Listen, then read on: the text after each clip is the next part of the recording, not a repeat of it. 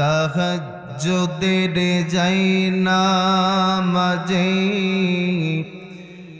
মরণ দিও প্রভু আমায় একামতে দিনের কাজে কবুল করে নিও আমায় আল্লাহুম্মা সাইয়্যিদিনা মাওলানা মুহাম্মদ ওয়া আলা আলি মাওলানা মুহাম্মদ। উত্তরাঞ্চলের ঐতিহ্যবাহী দ্বীনী প্রতিষ্ঠান কাঠগড় রাজাপুকুর দারুস সুন্নাহ দাখিল মাদ্রাসার যোগে এক বিশাল তাফসীরুল কুরআন মাহফিল। আমি আমার বক্তব্যের শুরুতেই আপনাদের কাছ থেকে ক্ষমা চেয়ে নিচ্ছি। বিশেষ করে আমি অত্র মাদ্রাসার শিক্ষার্থী ছিলাম। আমি 2015 ব্যাচ, এখান থেকে 2015 সালে দাখিল পরীক্ষা দিয়েছি।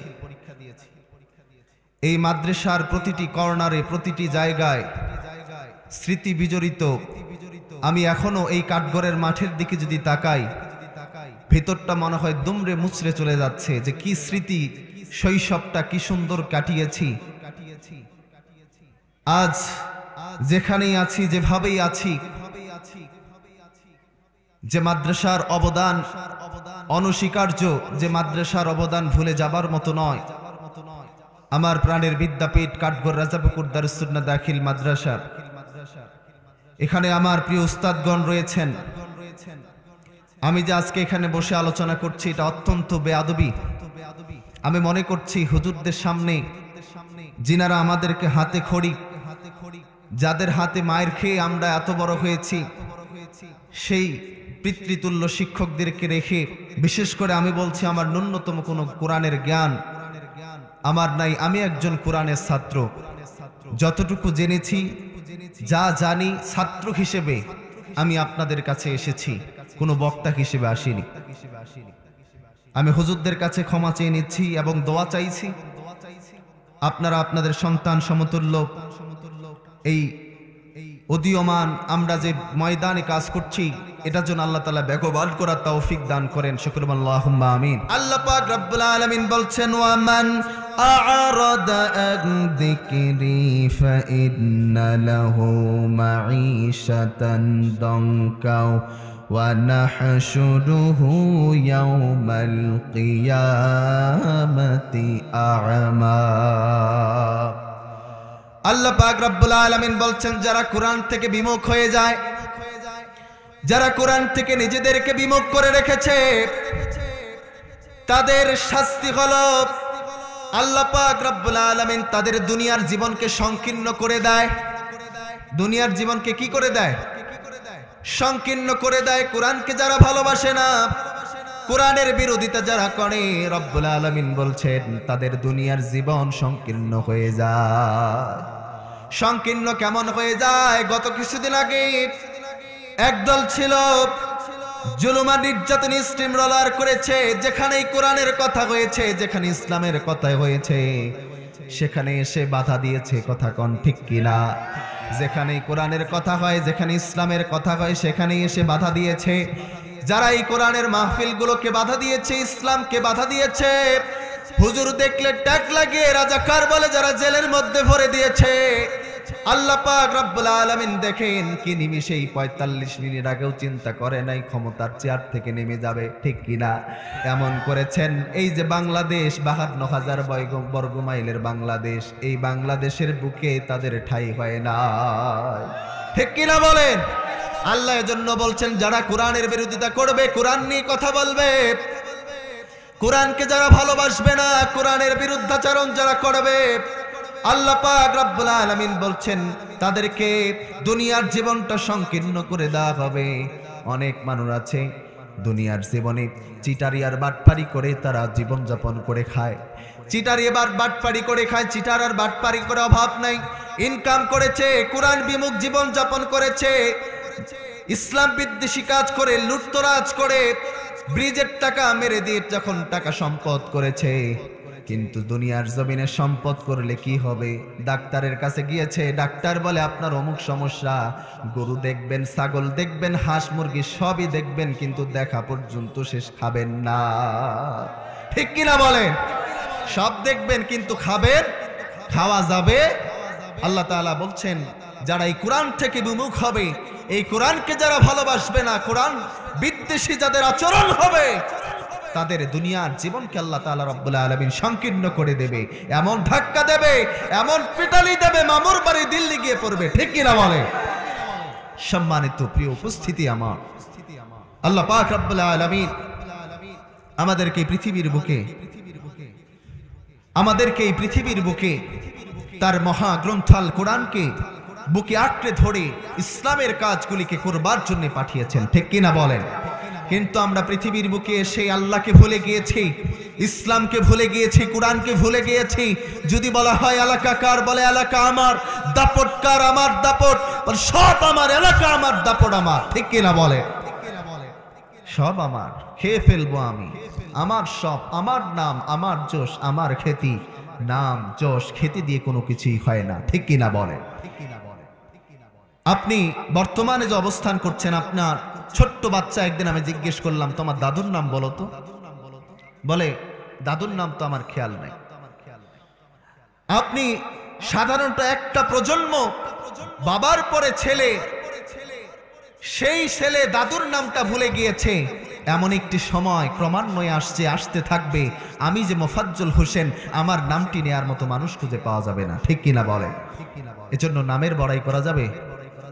নামের বড়াই করো না, কোন নাম দিয়ে কি হয়, নামের সাথে মিলে না কো আসল পরিচয়। ঠিক কিনা বলে? মতি ঝিলে মতি নেই, আছে শুধু বিল, সোনার গায়ে সোনা নাই, আছে শুধু ঝিল। ঠিক কিনা বলেন? নাম দিয়েছে আসর আলী, কিন্তু আসরের নামাজ পড়ে না। ঠিক কিনা? নাম হলো ফজর আলী, কিন্তু ফজরের নামাজ পড়ে না। এজন্য নাম দিয়ে কিছু হয় না, নামের বড়াই করা ঠিক নয়। আমরা এই কোরআনের পক্ষে থাকবো, কোরআন বিদ্বেষী জীবন যাপন করব না, আমার এলাকা আমার দাপট, এই কথা চিন্তাও করব না। ঠিক কিনা বলে? যারা বলে আমার এলাকা আমার দাপট, সব আমার, 2 বার 3 বার যদি পাতলা পায়খানা হয়, 7 বার, পরের বার আপনাদের এলাকার চাকাই হাসপাতালে ভর্তি করা লাগে। ঠিক কিনা বলে? তখন বলে আমারে ক্ষমা করে দাও, মাফ করে দাও। তখন বলো না তুমি ক্ষমতার মালিক। ঠিক কিনা? সকল ক্ষমতার মালিক কে? রব্বুল আলামিন বলছেন তাবারাকাল্লাযী বিয়াদিহিল মুলকু ওয়া হুয়া আলা কুল্লি শাইইন কাদির।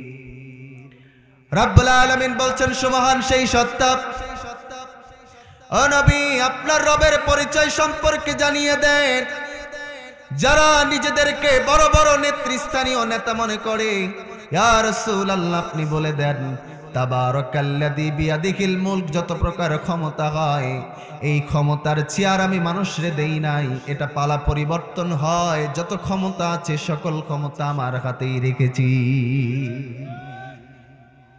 আল্লাহর হাতে সকল ক্ষমতা। সামান্য একটা উদাহরণ দিলে বুঝবেন।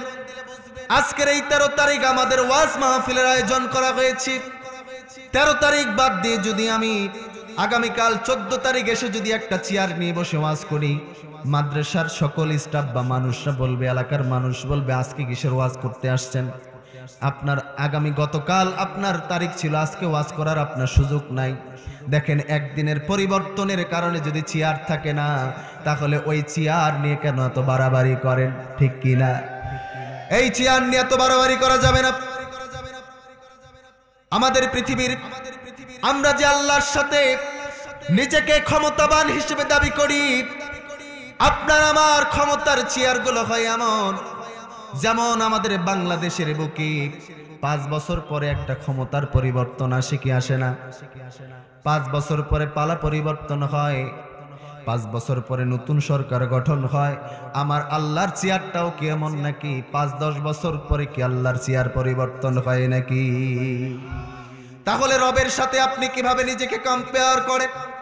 নিজেকে বলেন, আল্লাহ বলছেন বান্দা শুনে রাখ, খুলিকাল ইনসানা দাঈফা, আমি মানুষকে দুর্বল করে সৃষ্টি করেছি, এত দুর্বল করে সৃষ্টি করেছি, গরুর বাচ্চা হলে পেট থেকে বের হলেই সাথে দৌড়াতে পারে, কিন্তু মানুষের বাচ্চা হলে সাথে দৌড়াতে পারে না। ঠিক কিনা বলেন? শেষ বয়সে যখন বুড়ো হয়ে যায় বিছানায় পায়খানা করে, ঠিক কিনা? এমন দুর্বল করে করেছি, কিন্তু এই দুর্বলের ঘরের দুর্বলদের এত ক্ষমতার পাওয়ার, এই দুর্বলের ঘরের দুর্বলদের এত বেশি ক্ষমতা নিয়ে বাড়াবাড়ি, এগুলো নিয়ে বাড়াবাড়ি করার জিনিস নয়। ক্ষমতা আসে আল্লাহর পক্ষ থেকে, আল্লাহ যারে চায় ক্ষমতার চেয়ার দেন, যারে চান ক্ষমতার চেয়ার থেকে বের করেন, ঠিক কিনা? আবার পৃথিবীর প্রান্তে দেখি বাবা রাজা থাকলে বেটাও রাজা হয় কি হয় না? সৌদি আরবের বুকে বাবা রাজা বেটাও রাজা হয়, ঠিক কিনা? তাহলে কি আমার আল্লাহর বাবাও রাজা ছিল নাকি? আল্লাহ পাক রব্বুল আলামিন বলছেন, কুল হুয়াল্লাহু আহাদ আল্লাহুস সামাদ লাম ইয়ালিদ ওয়া লাম ইউলাদ ওয়া লাম ইয়াকুল লাহু কুফুয়ান আহাদ। রব্বুল আলামিন ডেকে বলছেন, নবীকে বলেন, আপনার রব কয়জন? আল্লাহ কয়জন? এটাও বলতে ভয় লাগতেছে নাকি? আল্লাহ কয়জন? রব হলে একজন। হে নবী, আপনি বলেন আপনার রব এক। আপনার রব কাউরে জন্ম দেয় নাই, আপনার রবরে কেউ জন্ম দেয় নাই। তার মানে আপনার আমার রবের বাবাও রাজা ছিলেন না। আমার রব যিনি প্রথমে ছিলেন তিনি এখনো আছেন, তিনি শেষ পর্যন্ত রব হিসেবে আছেন কিনা? আবার আমরা দেখি পৃথিবীর প্রান্তরে, যেমন বাংলাদেশের বুকে বৈষম্য বিরোধী ছাত্র আন্দোলনের ছাত্ররা এমন এক আন্দোলন করেছে, এক আন্দোলনের ঠেলায় ৪৫ মিনিট আগ পর্যন্ত চিন্তা করে নাই ক্ষমতার চেয়ার থেকে নেমে যাবে। বলে আমার চেয়ার দরকার, জনগণ দরকার নাই। তোরা তো আমার দলের লোক, যত লাগে, যত ক্ষমতা লাগে, যত হত্যা করা লাগে তত হত্যা কর, ঠিক কিনা? বলেছিল যত হত্যা করা লাগে হত্যা কর, কোনো সমস্যা নাই। কিন্তু আল্লাহ পাক রব্বুল আলামিনের খেলা হলো বড় খেলা। এমন ভাবে আল্লাহ পাক রব্বুল আলামিন দেখিয়ে দিয়েছেন, একেবারে নিমিষের মধ্যে চলে গিয়েছে।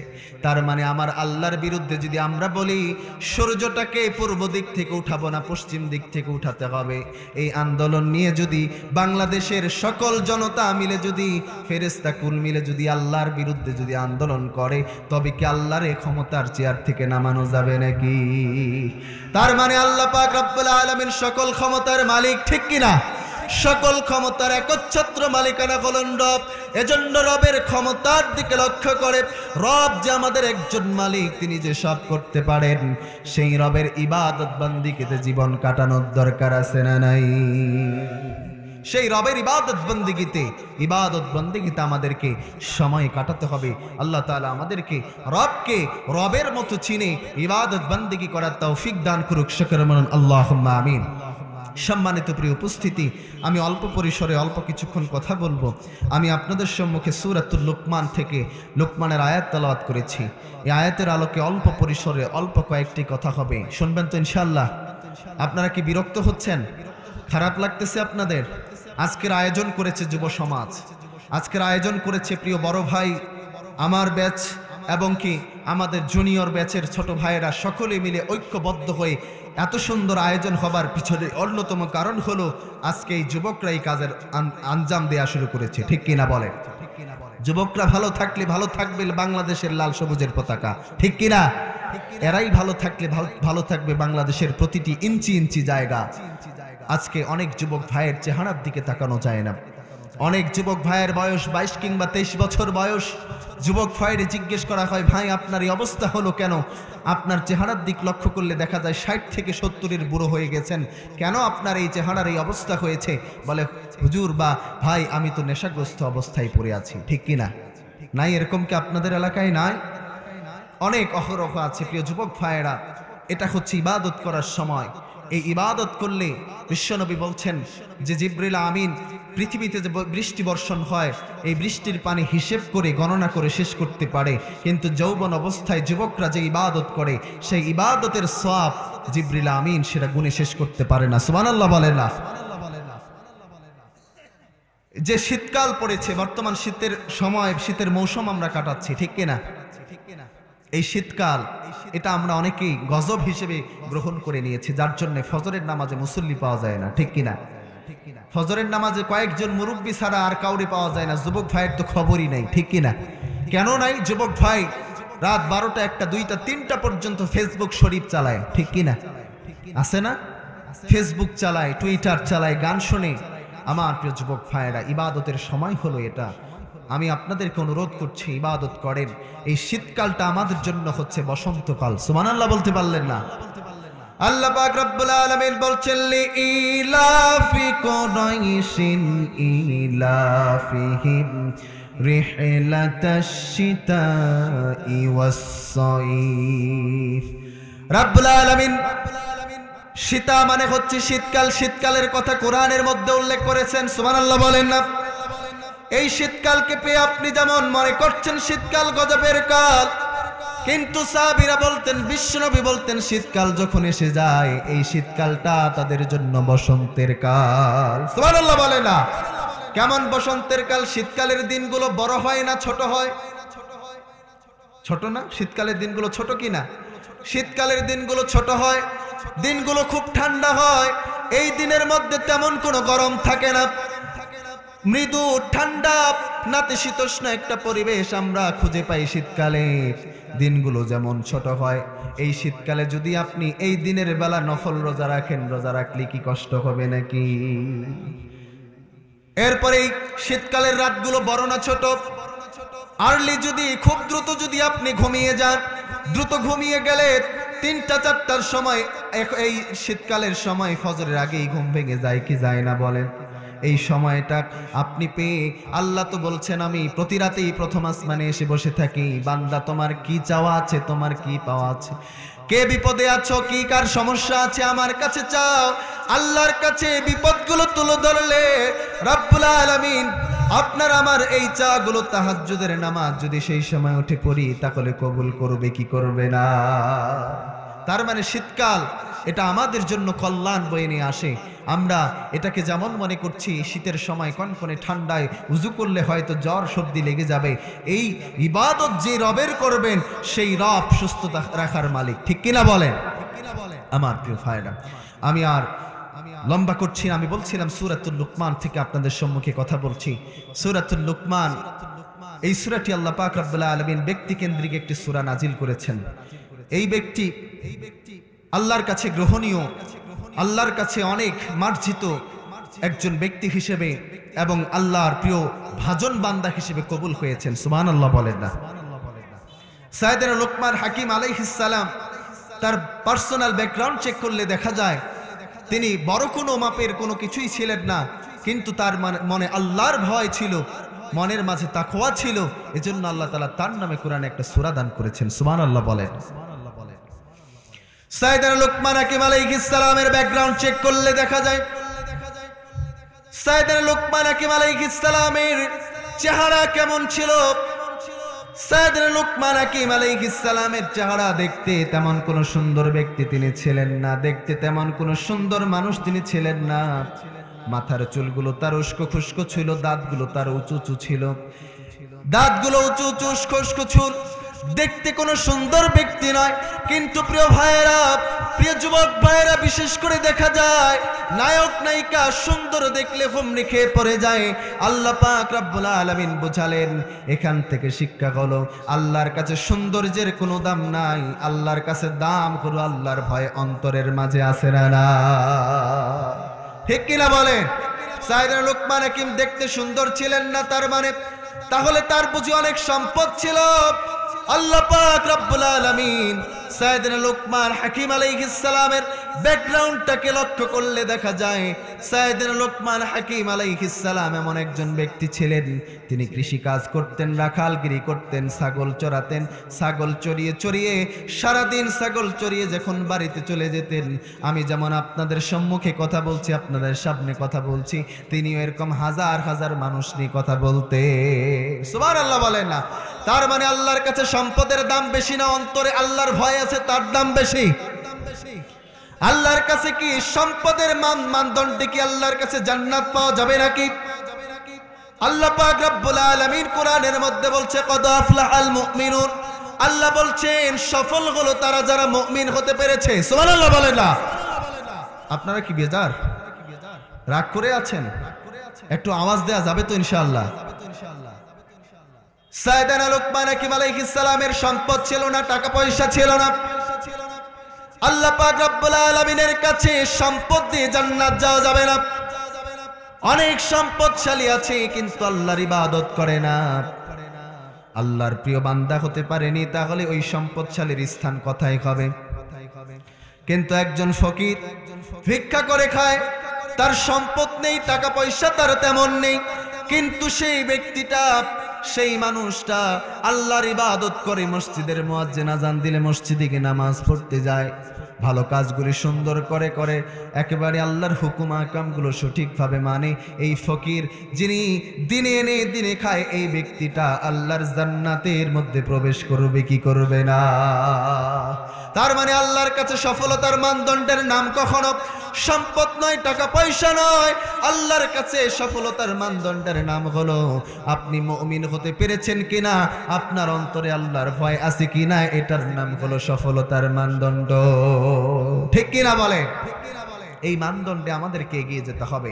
সাইয়েদনা লুকমান হাকিম আলাইহিস সালাম তার মনিব চিন্তা করলেন, এত মানুষ লুকমানের কথা শোনার জন্য কথা থেকে আসে, অথচ আমি তার মনিব, আমি তার মালিক, এত মানুষ কথা থেকে ছুটে আসে। সাইয়েদনা লুকমান হাকিম আলাইহিস সালাম রে ডাকলেন, লুকমান তুমি বাড়িতে আসবা। সাইয়েদনা লুকমান ডেকে বললেন, বাড়িতে তুমি আসবা। লুকমান হাকিম বাসায় গেলেন, একটা ছাগল জবাই করবা। ছাগল জবাই করে ছাগলের সব থেকে উৎকৃষ্ট দুইটা জিনিস কেটে নিয়ে আসবা।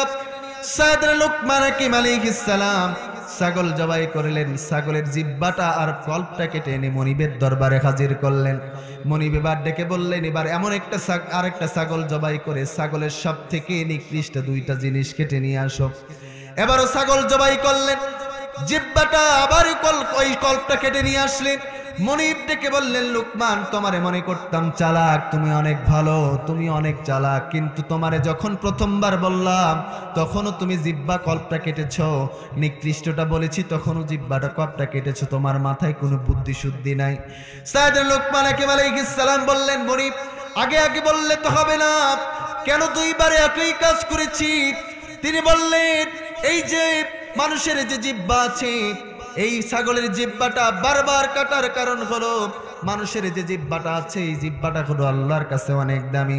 এই জিহ্বা দ্বারা যদি কোনো মানুষকে গালি না দেওয়া হয়, কোনো মানুষকে প্রতিহত না করা হয়, এই জবান দ্বারা যদি কাউকে গালিগালাজ না করে আল্লাহর ইবাদত বান্দি করা হয়, সত্য কথা বলা হয়, মিথ্যা পরিহার করা হয়, এই মানুষটার মতো দামি মানুষ পৃথিবীর জমিনে কেউ হতে পারে না।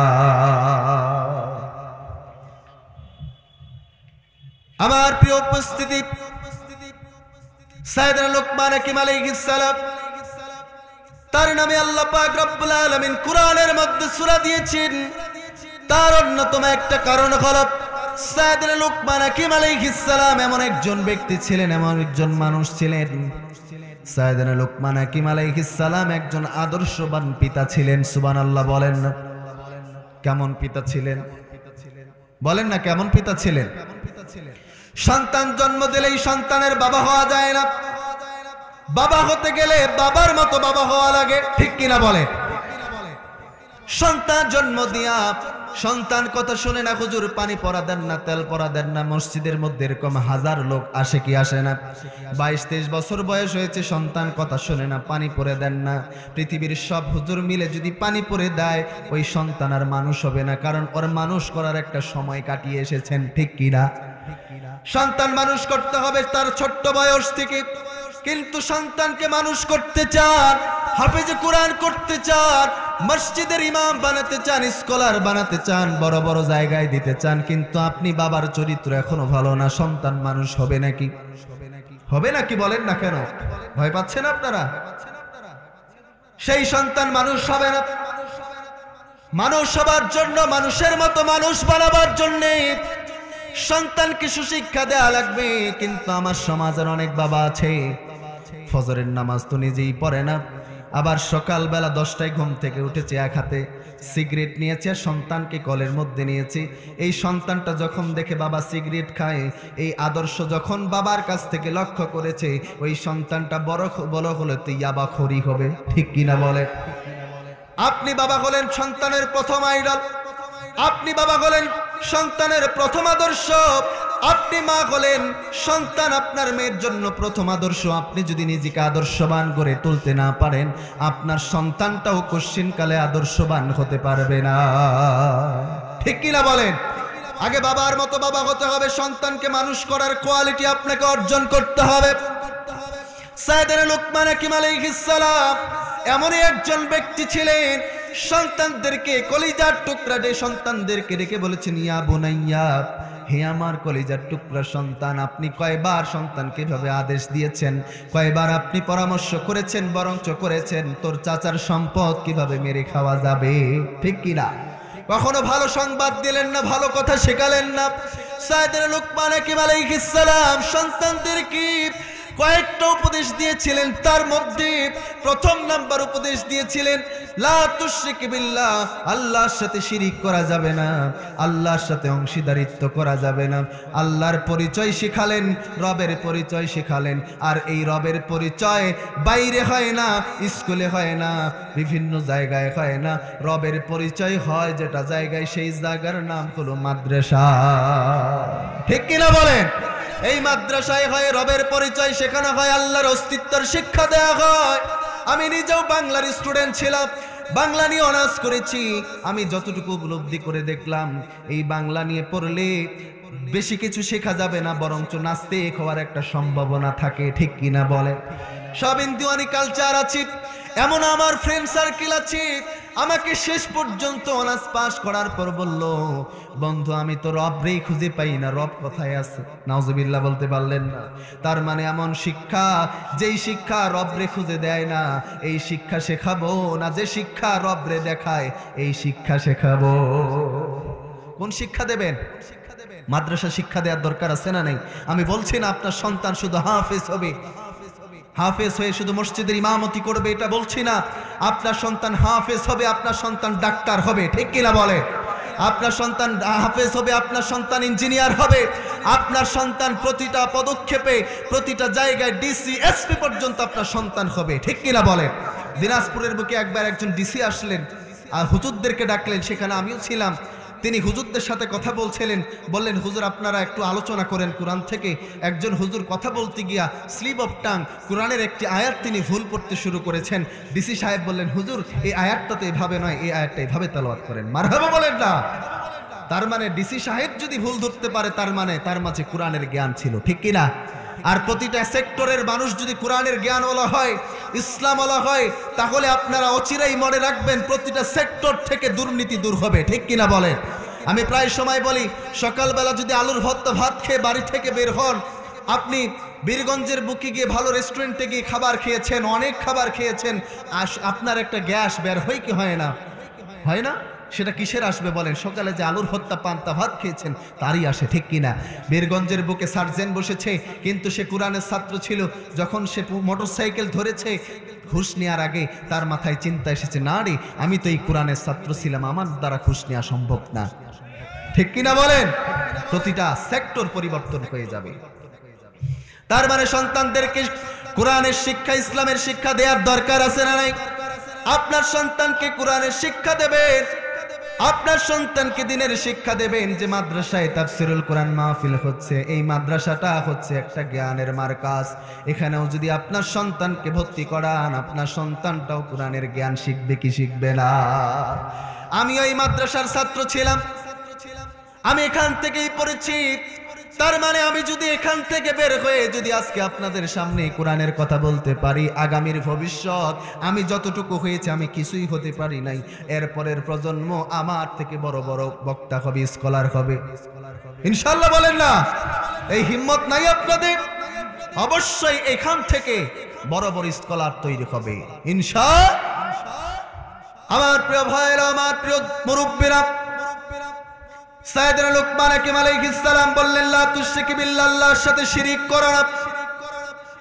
আমি যদি ভুল বলে না থাকি, রবের পরিচয় শিখাতে গিয়ে এলাকার মানুষগুলো যদি কাঠগড় দারুস সুন্নাহ দাখিল মাদ্রাসায় ছাত্রগুলিকে ভর্তি করাতো, এই মাদ্রাসা 3 তলা 2 তলা থাকার কথা ছিল না, এই মাদ্রাসাটা 10 তলা বানাতো লাগতো, ঠিক কি না? কিন্তু আমরা কোরআনকে ভালোবাসি না, কোরআনকে ভালোবাসতে হবে। লা তুশরিকু বিল্লাহ, আল্লাহর সাথে শিরিক করা যাবে না, আল্লাহর সাথে অংশীদারিত্ব করা যাবে না। কিন্তু আমরা সমাজের মধ্যে অনেক মানুষ আছি অবলীলায় বুঝে শুনে আল্লাহর সাথে অংশীদারিত্ব করতেও আমরা ছেড়ে দেই না, ঠিক কি না বলেন? বিশেষ করে আমার মা এবং বোনেরা যারা এসেছেন, মা এবং বোনেরা সন্তান হয় না, সন্তান হয় না, সন্তানের জন্য বাবার দরবারে দৌড় মেরেছে, দয়াল বাবা একটা সন্তান দেন। সন্তান দেওয়ার মালিক দয়াল বাবা না আল্লাহ।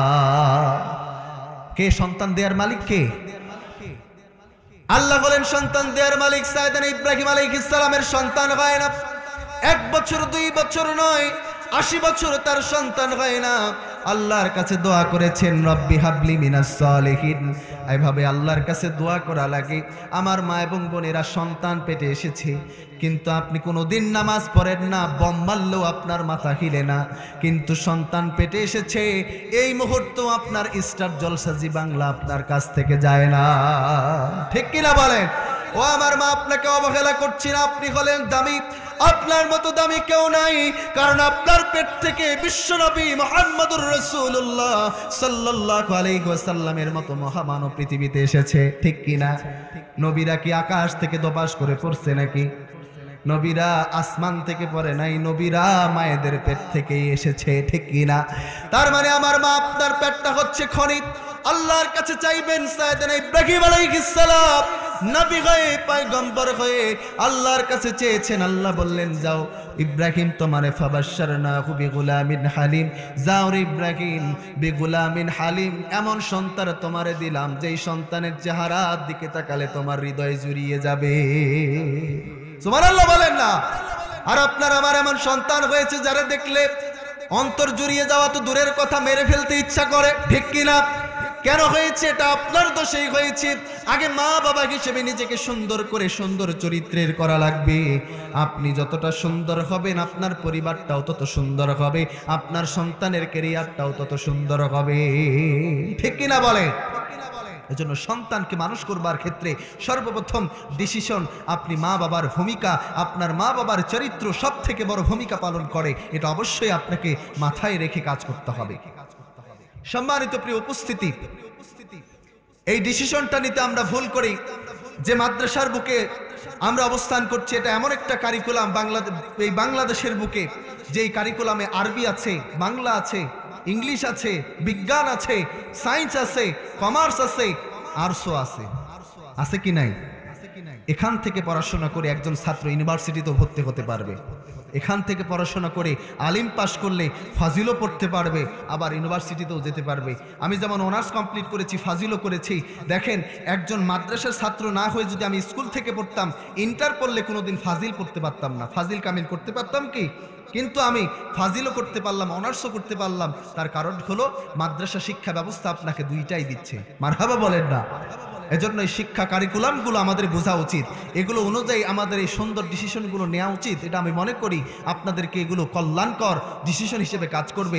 এতে হবে কি, একটা দাখিলের স্টুডেন্ট সে সূরাতুল বাকারার অর্থ জানতে শিখে, সূরাতুল বাকারার অর্থ সে শিখে, এরকম ক্রমান্বয়ে ধাপে ধাপে আলিমে গেলে সূরাতুন নিসা, মাইদা, নানা ধরনের ফাজিল কামিল তাফসির পর্যন্ত সে একটা কোরআনের সম্যক ধারণা তার মাঝে চলে আসে। এরপরে এই কোরআনের ধারণা যে সন্তানের মাঝে আসবে, সে কখনো অন্যায় কাজ করতে পারে না, ঠিক কিনা বলে? আমার প্রিয় ভাইয়ের, এই জন্য আমরা সন্তানদেরকে রবের পরিচয় শিক্ষা দেব। এই রবের পরিচয় শিখাতে গিয়া শুধুমাত্র বলবো না কাঠগড়ের আপনার সন্তান ভর্তি করাতে লাগবে। যদি কাঠগড়ের থেকে ভালো কোনো প্রতিষ্ঠান পান সেখানেই ভর্তি করাবেন, কিন্তু চোখে যদি পরে এই কাঠগড়েই সব থেকে ভালো সেরা, তাহলে এই কাঠগড়েই সন্তানরে ভর্তি করা লাগবে, ইনশাআল্লাহ বলেন। এরপরে আমি বলছি, লা তুশরিকু বিল্লাহ, আল্লাহর সাথে শিরিক অংশীদারিত্ব করা যাবে না। কিন্তু অবলীলায় আমাদের দিনাজপুরের বুকে একটা পীরের মাজার আছে, নাম হলো জিন্দা পীর, ঠিক কিনা? আছে না নাই? এটা আমাদের এলাকা, আমার এলাকা, এটা পরিবর্তনের দরকার আছে না নাই? আমি মনে করলাম আমার এলাকায় জিন্দা পীর আছে, বাংলাদেশ ঘুরি, দেশের প্রান্তে প্রান্তে কি কোরআনের দাওয়াত দিয়ে এলাকার বড় পীর সাহেবরে রেখে গেছি, একটু সালাম করে দরকার, ঠিক কিনা?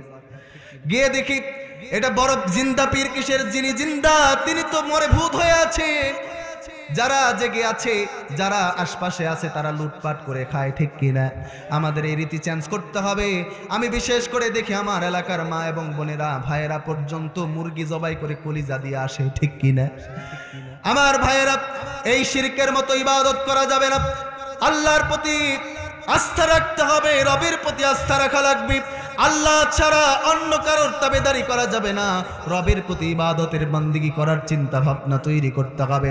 বিশ্বনবী বলেছেন, কিয়ামতের ময়দানে কোনো মানুষের আমল নামার মধ্যে যদি শিরকের গুনাহ না থাকে, কিন্তু সে তেমন আমল করতে পারে নাই, সে নামাজ পড়েছে ঠিক মতো, তেমন কোনো আমল করতে পারে নাই, আল্লাহ বলছেন, বান্দা শিরকের গুনাহ না থাকার কারণে তোর জান্নাতের মধ্যে দিয়ে দিলাম, সুবহানাল্লাহ বলেন। কিন্তু কোন বান্দার জীবনের মধ্যে যদি শিরকের গুনাহ থাকে, আর যদি হাজি হয়, গাজী হয়, এই যদি শহীদ পর্যন্ত হয়ে যায়, এই ব্যক্তি আল্লাহর জাহান্নামের মধ্যেই চলে যাবে। নাউজুবিল্লাহ বলেন। কিয়ামতের ময়দানে কিছু শহীদরে আল্লাহ বলবেন, ও শহীদ তুমি জাহান্নামে চলে যাও। শহীদ বলবে, আল্লাহ আপনার জন্য তো জীবন দিলাম, আপনার জন্য তো শহীদ হলাম। আল্লাহ বলবেন, বান্দা তোমার মনের খবর আমি জানি, তুমি দুনিয়ার জমিনে শহীদ হয়েছো, মানুষ তোমারে শহীদ বলবে জন্য শহীদ হয়েছো। যাও যাও, তোমার মানুষগুলো শহীদ তোমারে বলেছে, যাও জাহান্নামে চলে যাও, তোমার আজকে ঠিকানা জাহান্নাম। নাউজুবিল্লাহ বলেন। অনেক আলহাজ হাজী সাহেবরাও জাহান্নামী হবে, অনেক আলহাজ হাজী সাহেবরাও জাহান্নামে হবে। কারণ অনেক হাজী সাহেব পর্যন্ত বাংলাদেশের বুকে এসে, আমি এক তাফসিরুল কোরআন মাহফিলে গেলাম, সভাপতির নাম ঘোষণা দিলাম, সভাপতি নাই, আশপাশে খুঁজে পাওয়া যায় না। কেন, সভাপতি কোথায় গেছে? বলে সভাপতি সাহেব তার নামের সামনে আলহাজ না দেওয়ার কারণে আসে নাই। আসে না নাই? আলহাজ না দেওয়ার জন্য আসে নাই। একজন ব্যক্তির জিজ্ঞেস করা হলো, ভাই আপনার নামের সামনে আলহাজ কেন লাগিয়েছেন? বিশ্বনবী তো কোনোদিন আলহাজ মুহাম্মদুর রাসূলুল্লাহ লাগাই নাই, লাগাইছে নাকি? বলল, বিশ্বনবী আমাদের নবী ওইখান থেকে ওইখানে হজ করেছেন, কিন্তু আমরা এত টাকা পয়সা খরচ করেছি, আমাদের একটি দাম নাই। নাউজুবিল্লাহ বলতে পারলেন না? ইমাম নির্বাচন করতে ইমামের কোয়ালিটি লক্ষ্য করা লাগে। ইমাম সিগারেট খাইলে চলবে না, ইমামের বউ বেপরদায় চললে চলবে না। ইমামের নানান দোষ গুণ বর্ণনা করে ইমাম নিয়োগ যেমন দিয়েছেন, এলাকার চেয়ারম্যান, এমপি, মন্ত্রী সবারই এরকম কোয়ালিটি দেখে তাদের নির্বাচন করার দরকার আছে না? না। এরপরে আপনার আমার নামাজ শিক্ষা দিচ্ছি। ইমাম সাহেব যদি ভুল করে আমরা বলি আল্লাহু আকবার, ঠিক কিনা? ইমাম যদি ভুল করে বলি কি আল্লাহু, ভুল হয়েছে, আমরা পিছন দিক থেকে লোকমা দেই। নামাজ শিখালো, ইমাম যেমন ভুল করলে লোকমা দেয়া লাগে, সমাজের নেতা, সমাজের ইমাম ভুল করলেও লোকমা দেওয়ার দরকার আছে না? না। কিন্তু বলে হুজুর লোকমা দিব কেমনে? লোকমা দিলেই তো জেলে ঢুকায়, ঠিক কিনা? লোকমা দেয়া তো যায় না, জেলে ঢুকায়। এই জেল প্রথা নতুন কোনো প্রথা নয়, বিশ্বনবীর জীবনেও জেল ছিল। তিনি শিয়াবে আবি তালিবের 3টি বছর কারারুদ্ধ থেকেছেন। কোন জেলে? শিয়াবে আবি তালিব। আপনার আমার জেলগুলো হয় ভিআইপি জেল। বিশ্বনবীজির জেল ছিল এমন জেল, যেই জেলের মধ্যে খাবার ছিল না। সাহাবীরা বর্ণনা করছেন, সেই 3 বছরের এক পর্যায়ে ছাগলের পায়খানা কুন্ডা, মানুষের পায়খানা কুন্ডা খুঁজে পাওয়া যেত না। কত কষ্ট করেছে। ইমাম ভুল করলে লোকমা দিবেন, কিন্তু ইমাম ভুল করার পর সংশোধনী যদি না দেয়, ইমাম চলবে নাকি? রাখবেন? ইমাম ভুল করতেছে, এই ইমামকে রাখবেন আপনারা? আপনারা ইমামদের পক্ষে মনে হয় না এলাকার মানুষ। ইমামদেরকে ভালোবাসেন নাকি সমালোচনা করেন? চায়ের দোকানে বসে সমালোচনা করেন না, যে ইমাম সাহেবের অমুক সমস্যা, ইমাম সাহেবের তুমুক সমস্যা, ইমাম সাহেব ভালো না, ইমাম সাহেব এত ভালো চলবে কেন, ঠিক কিনা? ইমাম একটু ভালো চললেও সমস্যা আছে না নাই? ইমাম সাহেব ভালো চলবে না তো চিটার আর বাটপাররা ভালো চলবে, ঠিক কিনা বলে? হাতে ঘড়ি নিয়ে বসে থাকে, কখন মুয়াজ্জিন সাহেব আজান দেয়, অথচ মসজিদে যায় না। 1 মিনিট লেটে আজান দিয়ে সকালবেলা মুয়াজ্জিন সাহেব 1 মিনিট লেটে আজান দিয়েছেন কেন? মুয়াজ্জিন মনে মনে ভাবে, হাই রে খাটাস, নামাজ তো যাস না, আবার ফির টাইমটাও ঠিক মতো দেখিস। আমি মনে করি এইসব কারা জানেন? ইমাম মুয়াজ্জিনের পিছনে লাগে তারা, বাড়িতে বউয়ের সাথে পারে না যারা, ঠিক কিনা? এজন্য ইমামদেরকে সম্মান দেব, ইমামদের বেতন বৃদ্ধি করব। এমন এমন সভাপতি সেক্রেটারি রাখবো না, যদি এই ওয়াজ করা যেত আজকে ওটাও ভালো হতো। মসজিদের সেক্রেটারি সভাপতি কেমন হবে তারও বর্ণনা আল্লাহ কোরআনের মধ্যে দিয়েছেন। মারহাবা বলেন।